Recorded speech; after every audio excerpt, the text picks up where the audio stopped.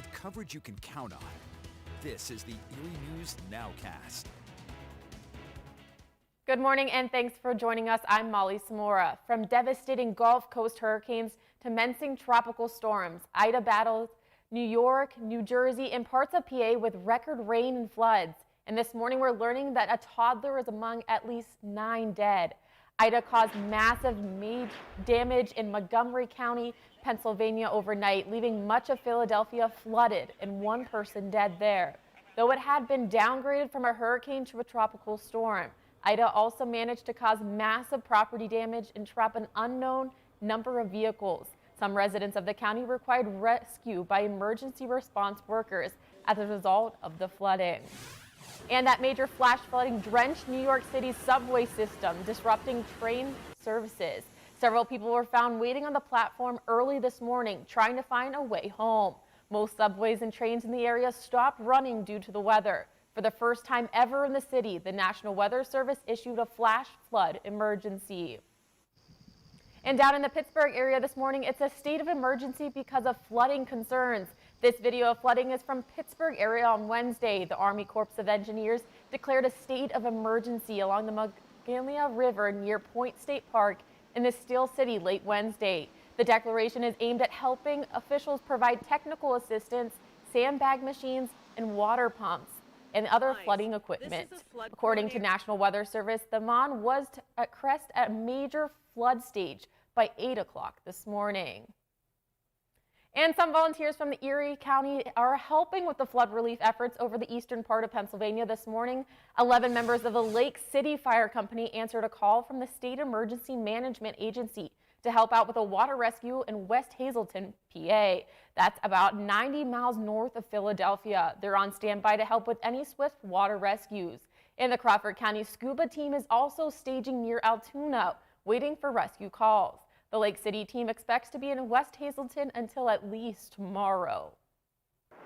And 30 Penelec workers will spend the next couple of weeks in the New Orleans and Baton Rouge area, helping with the efforts to restore power in that region. 500 First Energy employees are expected to be involved, and the efforts expected to continue for a few weeks. More than 1 million people in New Orleans area have been left without electricity since Ida came through on Sunday. And former Erie City Council President Sonia Arrington started this Thursday off inside a federal prison cell. The 54-year-old reported to a federal prison in Alderson, West Virginia on Wednesday. That's after a federal judge sentenced her to a year in jail for defrauding the anti-violence charity she founded years ago. Prosecutors said Arrington took some $70,000 in donations to the group, Mothers Against Teen Violence, and spent it on herself, mostly on gambling at Presque Isle Downs. She also defrauded the Social Security Administration out of $30,000. Arrington now looks at a release date of July 8th of 2022.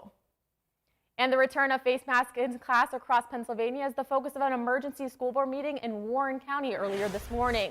It'll be day 3 of classes for the students there. The emergency board meeting was earlier this morning, all about adjusting the district's health and safety plan after Governor Wolf announced this week that face masks would once again be the rule in PA schools, starting on September 7th.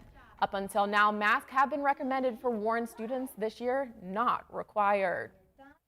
And after all the struggles over the last year and a half during a pandemic, daycares are still facing those struggles this morning. Struggles like keeping a face mask on young kids and even a labor shortage. I had the chance to speak to one local daycare. Doing it the whole time, so it hasn't been too much of a battle for them. For ABC Childcare in downtown Erie, they've been requiring their kids to wear face masks all summer long. Our school age and pre-K and all of them have been used to wearing them all summer. We've never stopped requiring it. Director Mona Free tells me it's a challenge to teach their 2-year-olds why a mask must stay over their mouth and nose. 2-year-olds, it's still hard because it's a new habit they have to learn. We can't explain to them why they're wearing it, but so far they're doing really well. Free says the most difficult part of having such young kids needing to wear a mask is the expense. Is the kids losing their masks, so we have a huge supply where we're just passing them out all day as they lose them. That's the biggest expense for us right now. She informs me they still are following all the safety precautions. Like when parents drop their kids off, they have to wash their hands and have their temperatures taken. keep the kids safe, and that's our number one concern. I'll wear them as long as we need to keep them safe. Molly Samora, Erie News Now. And now to the latest on a story Erie News Now has been following in Crawford County. It's all about some people's concerns over the fate of some of the rides at Conneaut Lake Park. We found what appeared to be some of the historic park rides put online for sale. Erie News Now actually spoke with one of those ride buyers and got a peek at what all he is taking home from the century-old park. 22-year-old Stephen Groves is an antique collector from Columbus, Ohio. His newest purchase includes the CLP's one-of-a-kind tumbler bug ride and one called the Jolly Caterpillar. We talked about potentially, like with the tumblebug cars, making them parade cars. The other idea is maybe talk to Chippewa Lake and get their abandoned track, and then maybe, you know, try to work with Kenny Woods Mechanics and some other people to maybe make a reproduction track or motor and try to re-erect one somewhere. Members of a group calling themselves the Conneaut Lake Park Historical Society say they're working to get what they call from buyers like Groves and save anything that they can. And the popular German Fest is set to start this weekend, and preparations are already underway. But COVID-19 has been on top of minds for those coordinators. After careful consideration and constant contact with the county health department, organizers are planning this weekend to be just like before the pandemic. They're expecting some 5,000 people to show up for the popular annual event.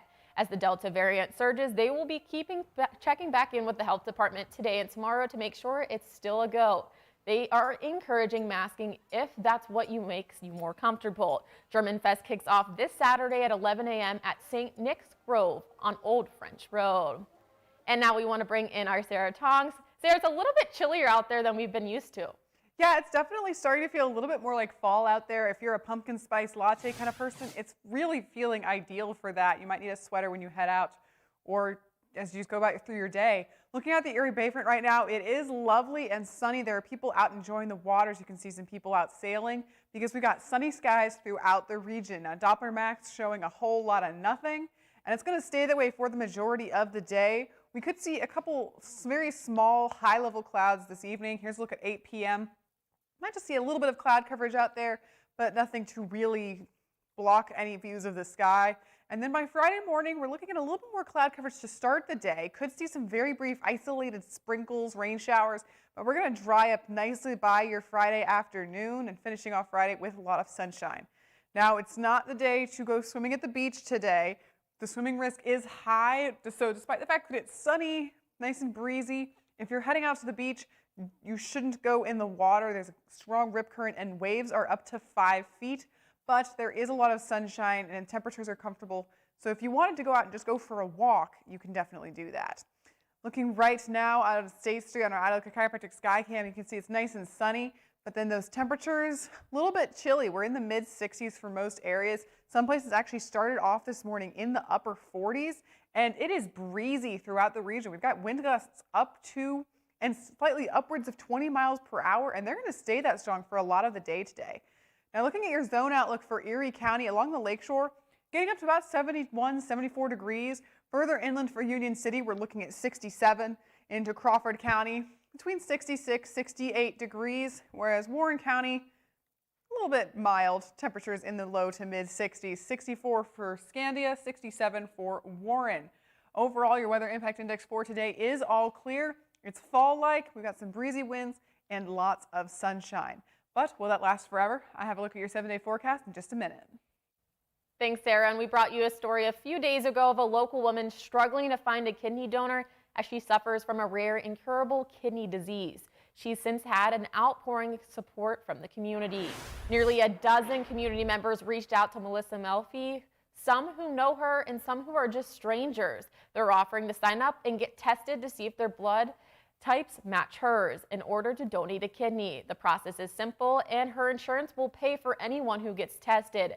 And while she's so incredibly grateful for everyone's generosity, she encourages more people to get tested in hopes one of them will be a match. And if you want to learn more about signing up, visit our website at erienewsnow.com. And finally, here's a story about a meteorologist dog that stole the spotlight. An adorable interrupted a weather report. Viewers who tuned in this global news tornado or Toronto last Friday to check out the weekend weather report learned that Saturday would be dry in the daytime, rainy in the evening, and absolutely cute and fluffy all day long. That's because the meteorologist wasn't the only one standing in front of the green screen to deliver that forecast. He had his buddy Storm, the weather dog, right by his side. Buddy's debut has since gone viral. And Sarah, what would happen if you did something like that? Brody popped into the picture. What do you think you would do? It wouldn't go well. When I give the weather, I talk a lot with my hands. Brody generally thinks that is me playing with him. So you'd probably see me doing the weather, and then suddenly you just see a blur, and I'd go down. So might hold off on letting Brody make his forecasting debut. He did appear in a special in a story I did about paw pads and hot pavement. So we'll leave him at that for right now, because that seems to be kind of the most he can do for now. But your 7-day outlook does have lots of sunshine. You don't need to worry about your dog's paw pads. Don't need to worry about them crashing your green screen appearances, because we've got lots of sunshine for Friday and Saturday. And this weekend we're in the 70s, so it's very comfortable. Still pretty dry air-wise. We're not looking at high humidities. But Sunday we are going to start to see a chance of scattered showers. Might see a couple rumbles of thunder. So if you are planning an outdoor excursion, picnic, trip to the park, hiking, Saturday might be a better day for it, just because Sunday we're looking at a higher chance of rain. And then that chance of rain is going to last into a lot of the upcoming work week. You can see Monday through Wednesday we're in the 70s, but most days we have a chance of scattered showers, maybe a couple rumbles of thunder on Tuesday. But overall, we are looking at a really nice and mild week ahead. And thanks for joining us for the Erie News Nowcast. We'll be back tomorrow at the same time. Our next news is coming up here at noon on WSE. Make it a great day.